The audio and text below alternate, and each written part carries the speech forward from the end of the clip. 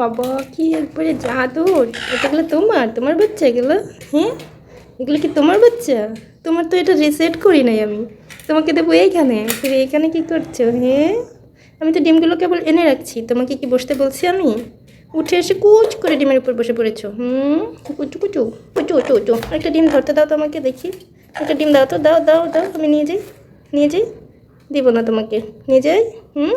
নিয়ে যাবো, থাক, দিয়ে দিলাম। মা হয়েছে, মা হয়েছে, মা একটা মা হয়েছে। কয়টা বাচ্চা হবে তোমার? কয়টা বাচ্চা হবে?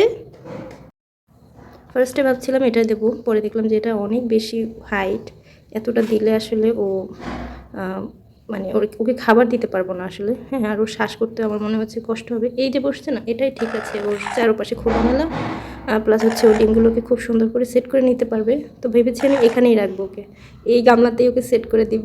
তো এই জন্য আমি হচ্ছে এখন সেট করে নিচ্ছি সব। তো আনার পরে মনে হয় 10-15 দিন পর থেকে সে ডিম পাড়া শুরু করেছে। আর এই 18 দিন বসে 9টা ডিম পেড়েছে। হয়তো বা আরও একটা ডিম কালকে পেতে পারি, সম্ভাবনা আছে, না পাওয়ারও সম্ভাবনা আছে। দেখা যাক কালকে কি হয়। আর এই তো এখনই হচ্ছে কুকু করছে, আমি এখন বসিয়ে দিয়েছি আজকে বিসমিল্লাহ বলে। লাইট ধরে দেখেছিলাম সবগুলো ডিমেই বীজ আছে।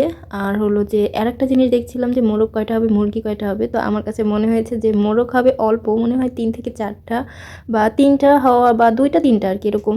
আর বাকিগুলো সব মুরগি হবে।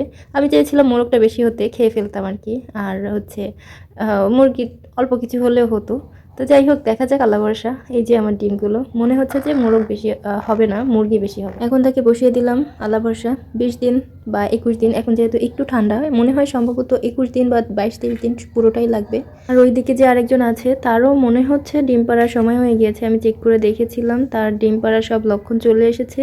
আর সে তার মাকে খুব মিস করছে, মানে সে তাকে মায়ের মতোই দেখে, এত ঠোকরায়, কিন্তু তার কোলের মধ্যে গিয়েই আবার সে লোকায়, মানে খুবই করে মায়ের মতো।